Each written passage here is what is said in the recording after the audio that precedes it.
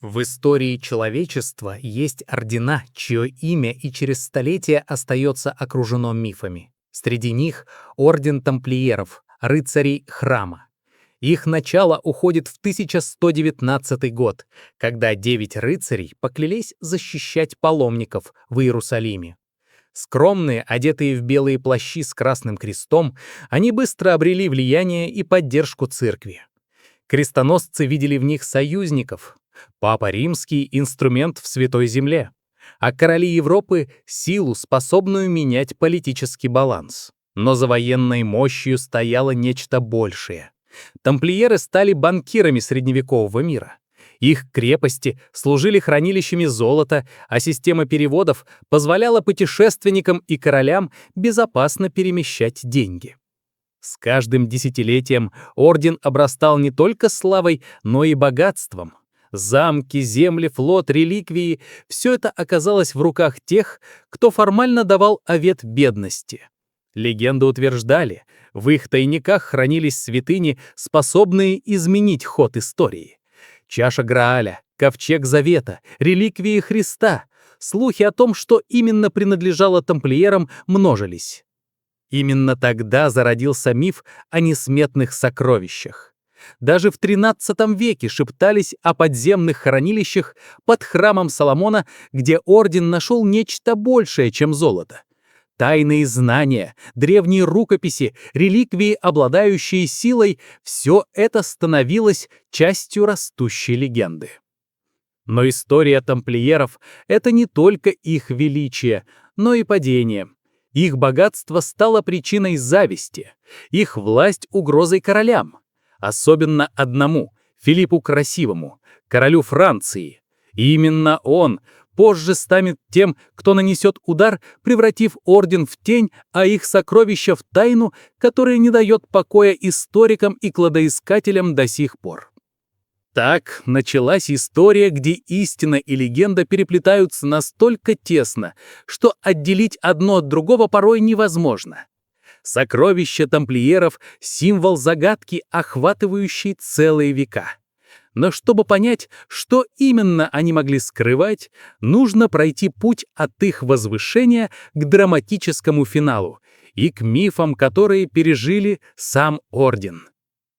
XII-XIII века стали временем наибольшего могущества ордена. Тамплиеры уже не были небольшой группой воинов. Они превратились в международную силу. Их крепости стояли от Иерусалима до Пиренеев. Их корабли бороздили Средиземное море, а их влияние ощущалось в каждом европейском дворе. Система финансов, созданная орденом, позволяла королям и герцогам хранить у них сокровища, брать кредиты и расплачиваться с армиями. Тамплиеры стали первыми банкирами Европы, и это обеспечило им власть, сравнимую с королевской. Для простого человека они оставались рыцарями, защищающими веру, для знати — кредиторами, без которых трудно было вести войны и заключать союзы. Но вместе с могуществом росла завеса тайн. Тамплиеры славились своей закрытостью. Их обряды, их клятвы, их внутренние правила — все это тщательно скрывалось от посторонних. В средневековом мире, где тайна всегда порождала слухи, это стало почвой для легенд. Люди начинали верить, что за молчаливыми стенами крепостей скрываются не только золото и серебро, но и реликвии, способные изменить судьбу мира. На Востоке орден действительно имел доступ к святыням. Крестовые походы открыли доступ к храмам, древним гробницам и сокровищницам. Летописи упоминают, что тамплиеры проводили раскопки на Храмовой горе в Иерусалиме, где, по преданию, хранились сокровища царя Соломона. Совпадение ли, что вскоре после этих поисков орден резко укрепил свои позиции? Слухи множились. Говорили о чаше Грааля, о копье, которым был пронзен Христос, о ковчеге Завета, найденном в подземельях древнего Иерусалима. Неважно, что это были лишь легенды, вера в них была настолько сильна, что сама по себе становилась оружием. Обычные люди видели в тамплиерах хранителей великой тайны. Церковь относилась к этому настороженно. Но истинные опасения росли у монархов, ведь рыцари, которые начинали как защитники паломников, превратились в силу, способную диктовать условия даже королям. Вокруг ордена начинал клубиться ореол мистики. Сокровища превращались в символ запретного знания, скрытого богатства и древней силы. И чем более закрытыми становились тамплиеры, тем сильнее росло желание посторонних узнать их тайны. Эта смесь власти, богатства и тайн была опасной. Она сделала орден желанной целью для врагов. Тамплиеры были нужны, пока их поддерживала церковь и пока они защищали Святую Землю. Но когда крестовые походы пошли на убыль, их могущество стало раздражать правителей. Так, орден, достигнув вершины, незаметно для себя оказался в положении, когда его богатства стали не символом величия, а причиной будущей катастрофы. Именно легенды о несметных сокровищах вскоре сыграют роль в их падении, породив мифы, которые переживут их самих. К началу XIII века орден тамплиеров оказался в сложном положении. Святую Землю потеряли, Иерусалим был утрачен, крестовые походы сходили на нет. Тамплиеры, созданные ради защиты христиан на Востоке, больше не выполняли свою изначальную миссию, но при этом они оставались невероятно богатыми и влиятельными. Для европейских монархов это было раздражающим фактором. Короли Франции и Англии, обремененные долгами, вынуждены были обращаться к ордену за кредитами. Тамплиеры сужали деньги даже самим коронованным особам и этим наживали себе врагов. Их независимость, поддержка папы и военная сила превращали их в особую державу внутри Европы. Особенно это тяготило Филиппа IV, прозванного Красивым. Король Франции, хитрый политик и искусный интриган, был по уши в долгах у ордена. Его казна пустела, но рядом находился орден, обладавший несметными богатствами и земельными владениями. И тогда в его сознании родился план — уничтожить орден, захватив его сокровища и сломав его власть. Филипп Красивый понимал, прямое нападение невозможно. Тамплиеры пользовались поддержкой Папы Римского, а без одобрения церкви любые действия против них выглядели бы святотатством. Тогда в ход пошли интриги и слухи. Против ордена начали распространяться обвинения в ереси. Говорили, что в их обрядах есть что-то дьявольское, что они поклоняются идолам, что отрекаются от Христа. Большинство этих обвинений было сфабриковано. Но в Европе, где страх перед ересью все еще был силен, подобные слухи имели разрушительную силу. 13 октября 1307 года в пятницу по приказу Филиппа Красивого по всей Франции начались аресты. В одно утро были схвачены сотни тамплиеров. Их заключали в темницы, подвергали пыткам, выбивая признания в самых невероятных преступлениях. Эта дата, Черная пятница, навсегда вошла в историю как начало конца ордена. Под давлением короля папа Климент V тоже оказался втянут в игру. Вскоре начались процессы против ордена во всей Европе. Но самое главное — судьба сокровищ. Ведь именно ради них король и затеял весь этот заговор. Тамплиеры действительно владели несметным богатством.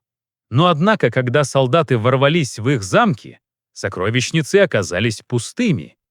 Легенды гласят, что за несколько дней до арестов из парижского храма тайно вывезли множество сундуков. Никто не знает, что в них было. Золото? реликвии, тайны рукописи. Все исчезло без следа. С тех пор тайна исчезнувших сокровищ стала неотъемлемой частью мифа о тамплиерах. Их падение было делом политической воли, но загадка их богатств превратила эту историю в вечную легенду. После арестов тамплиеров во Франции началась одна из самых масштабных судебных кампаний Средневековья. Под пытками рыцари признавались в самых невероятных обвинениях. Их заставляли подписывать бумаги, где они отрекались от Христа, признавались в идолопоклонстве и тайных обрядах. Но эти признания выбивались кнутами, огнем и железом. Филипп Красивый был доволен. Его план работал. В глазах народа орден, некогда символ благочестия и силы, превращался в ересь, в угрозу церкви и короне.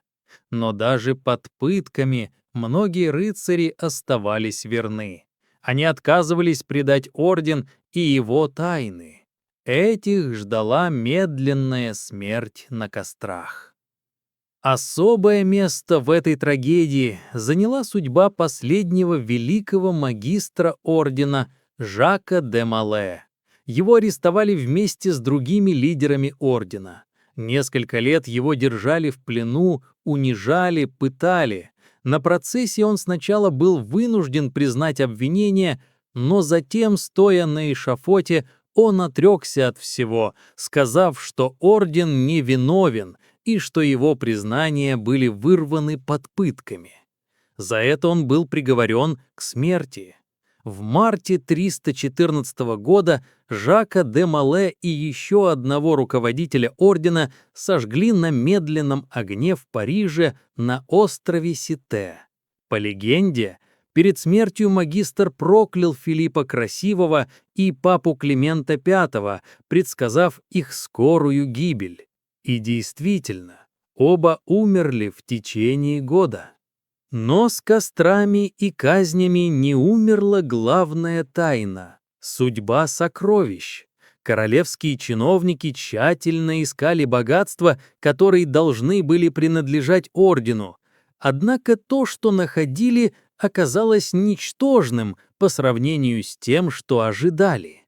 По преданиям, в ночь перед арестами из парижского храма вышел конвой повозок. Их сопровождали доверенные люди ордена. Слухи говорили, что они направились к порту Ла-Рошель, где у тамплиеров был собственный флот.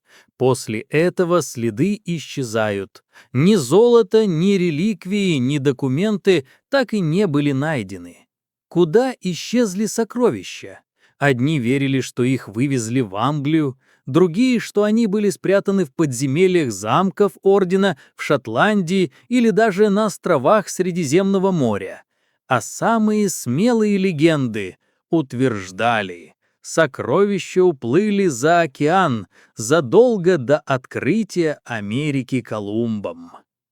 Казни тамплиеров потрясли Европу. Люди видели в них мучеников, павших жертвами жадности короля, но тайна их исчезнувших богатств и по сей день не дает покоя историкам и искателям приключений. После падения ордена и гибели его магистра история тамплиеров превратилась в миф.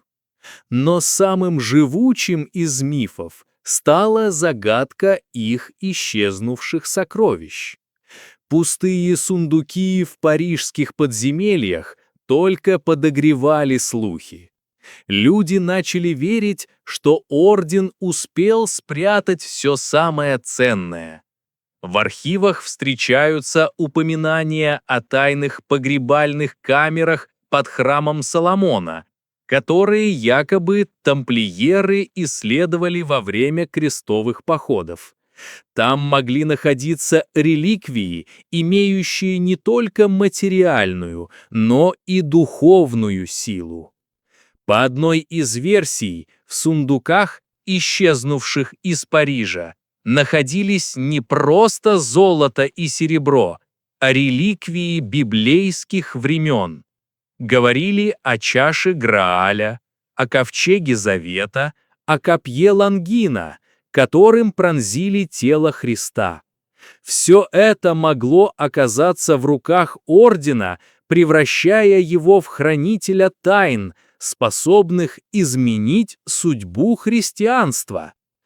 Но и более земные версии множились.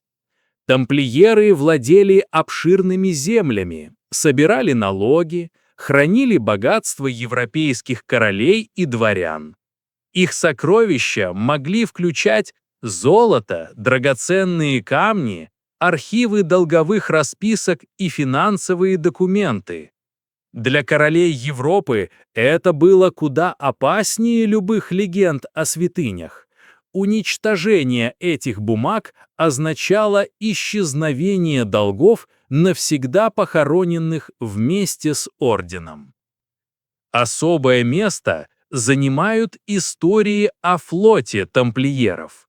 В порту Ла-Рошель стояли десятки их кораблей, и именно они могли вывести богатство за пределы Франции.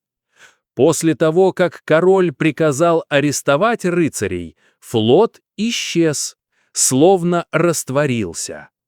Некоторые источники утверждали, что корабли направились к берегам Англии, другие, что к таинственным островам Средиземного моря. А были и такие, кто верил, что тамплиеры рискнули уплыть еще дальше. В легендах появлялись намеки на то, что они достигли земель за океаном, где спрятали свое наследие. Эти догадки обросли невероятными теориями, вплоть до того, что именно тамплиеры могли первыми открыть Америку. Со временем тайна сокровищ перестала быть просто историческим вопросом, она стала символом. Для одних – символом верности и жертвенности, для других – алчности и скрытой власти. И чем дальше уходили в прошлое события 1307 года, тем ярче росли легенды, тайники в подземных замках, потайные тоннели, скрытые карты – все это становилось частью большой истории о сокровищах, которые будто растворились во времени, чтобы однажды быть найденными. С XIV века и до наших дней история сокровищ тамплиеров вдохновляла не только легенды, но и реальные поиски. Археологи, историки и авантюристы пытались найти следы исчезнувших богатств, разгадывая загадки, оставленные временем. Одним из главных направлений поисков стали замки ордена. Многие крепости, построенные тамплиерами, имели сложные подземные системы. В толще камня скрывались коридоры, тайники и хранилища. Каждая такая находка подогревала воображение. В некоторых подземельях действительно обнаруживали сундуки, но чаще они оказывались пустыми.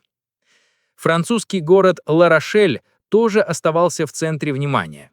Старинные документы намекают, что именно отсюда мог начаться загадочный морской путь сокровищ. Археологи исследовали гавань, но за прошедшие века море и ветра изменили ее очертания. Следов флота так и не нашли. Шотландия — еще одно место, связанное с тайной. По легенде, часть тамплиеров, спасаясь от преследований, укрылась у шотландских кланов. Там, на севере, где власть короля Франции была недосягаема, они могли скрыть и часть сокровищ. Более того, именно в Шотландии связывают орден с загадочными символами, которые позже появятся в архитектуре масонских лож. Не меньше загадок хранит Испания и Португалия. Замки тамплиеров здесь стоят до сих пор, и многие исследователи считают, что именно в этих местах орден мог оставить часть своего наследия. Одним из символов стал замок Тамар в Португалии, бывший штаб-квартирой ордена в этой стране. В его стенах находились странные фрески и символы, которые трактуют как подсказки к тайникам. Но особый интерес вызывает Америка. Легенда о том, что тамплиеры переплыли океан задолго до Колумба, будоражит умы исследователей и кладоискателей. На побережье Новой Скотции в Канаде есть место, известное как остров Оук. Там обнаружили таинственный денежный колодец, глубокую шахту, где якобы спрятаны богатства. С XVIII века велись раскопки, но из-за обрушений и подземных вод так и не удалось добраться до дна. Многие верят, что именно здесь могут скрываться сокровища тамплиеров. Каждая новая находка, каждый символ, каждая легенда лишь усиливала интерес к тайне. Сокровища тамплиеров превратились не только в исторический вопрос, но и в символ вечного поиска, стремления найти то, что скрыто, и разгадать загадки прошлого. С исчезновением ордена тайна сокровищ не растворилась. Наоборот, с каждым столетием она переплеталась с новыми загадками и тайными обществами. Одним из самых устойчивых мифов стала связь тамплиеров с масонами. Многие исследователи отмечали, символика, используемая в масонских ложах, имеет удивительное сходство с символами ордена. Архитектурные знаки, геометрические фигуры, изображения храма Соломона – все это связывало новые братства с исчезнувшими рыцарями. В XVIII и XIX веках масоны сами начали утверждать, что являются духовными наследниками тамплиеров. Согласно легендам, именно через масонские структуры могли сохраниться и тайные знания, и, возможно, доступ к сокровищам. Некоторые утверждали, золото и реликвии ордена хранятся до сих пор, но не в подземельях, а в тщательно охраняемых хранилищах тайных братств, разбросанных по Европе и Новому Свету. Но не только масоны оказались вовлечены в эту загадку. В разных странах возникали ордена и общества, утверждавшие, что продолжают традиции тамплиеров. Одни из них были откровенными подделками, другие же пользовались реальными архивами и документами, уцелевшими после разгрома ордена. Особое место в мифологии занимает идея о том, что тамплиеры обладали не только материальными богатствами, но и знаниями, которые могли изменить ход истории. Считалось, что в их архивах были древние рукописи, указывающие на скрытые истины Библии, алхимические трактаты, описание забытых технологий. Некоторые теории даже связывали тамплиеров с поиском философского камня и вечной жизни, другие — с тайными знаниями древних цивилизаций, якобы найденными ими в подземельях храма Соломона. Эти идеи нашли отражение в оккультных кругах Европы XIX и XX веков. Таким образом, сокровища тамплиеров перестали восприниматься исключительно как золото и драгоценности. Они стали символом утерянного знания, которое будто прячется от человечества за завесой времени. Именно эта трансформация сделала легенду бессмертной. В то время как сундуки с золотом могли бы быть найдены и растащены, идея о том, что сокровище — это мудрость, сила или духовные реликвии, сделала тайну вечной. И потому каждое новое поколение искателей не прекращает попыток найти ключ к разгадке. Ведь если где-то в тени истории и правда скрыто наследие тамплиеров, оно способно перевернуть представление о прошлом и будущем человечества. Прошло более 7 веков с того дня, когда в Париже на костре сгорел Жак де Моле, последний великий магистр ордена. Европа изменилась, исчезли королевства, падали империи, менялись эпохи, но тайна сокровищ тамплиеров жива и поныне. Сотни исследователей посвятили ей жизнь. Одни спускались в подземелья старинных крепостей, другие искали следы флота, ушедшего из Ла-Рошели. Экспедиции вели на острове Оук в Канаде, в замке Тамар в Португалии, в Шотландских горах и испанских монастырях. Везде искали одно — доказательство того, что легенда не была пустым вымыслом. Но тайна словно нарочно ускользала. Каждый раз, когда казалось, что разгадка близка, следы обрывались. Будто сама история охраняла свою загадку. Может быть, золото действительно исчезло, растворившись в сундуках, затонувших в глубинах морей. Может, оно было разделено и рассеяно между союзниками Ордена, так что уже невозможно собрать его воедино. А может, и это будоражит воображение больше всего, подлинное сокровище никогда не было материальным. Возможно, наследие тамплиеров — это знание, скрытое в рукописях, которое позволяло им управлять деньгами, строить крепости, держать в руках судьбы целых королей. Возможно, это духовная тайна, реликвия, способная перевернуть понимание христианства, или же сокровище — это сама легенда, которая пережила века, став символом тайного поиска истины. Огонь, в котором погиб магистр, не уничтожил память. Он только усилил ее. И каждый, кто слышит слово «тамплиеры», невольно вспоминает не о войнах и монахах, а о великой тайне, ускользающей сквозь пальцы истории. Сокровище тамплиеров — это загадка, которая навсегда останется частью человеческого воображения. Легенда, что соединяет прошлое и настоящее, миф и реальность. И, быть может, когда-нибудь по толще земли или в забытом архиве обнаружится ключ, открывающий эту тайну. Но пока она живет в тишине древних камней, в шепоте волн у Ла-Рошели, в символах на стенах замков. А для нас остается лишь одно — помнить, что даже самые могущественные силы истории могут исчезнуть, оставив после себя лишь легенду. Легенду, которая заставляет поколения вновь и вновь задаваться вопросом: что же скрыли тамплиеры?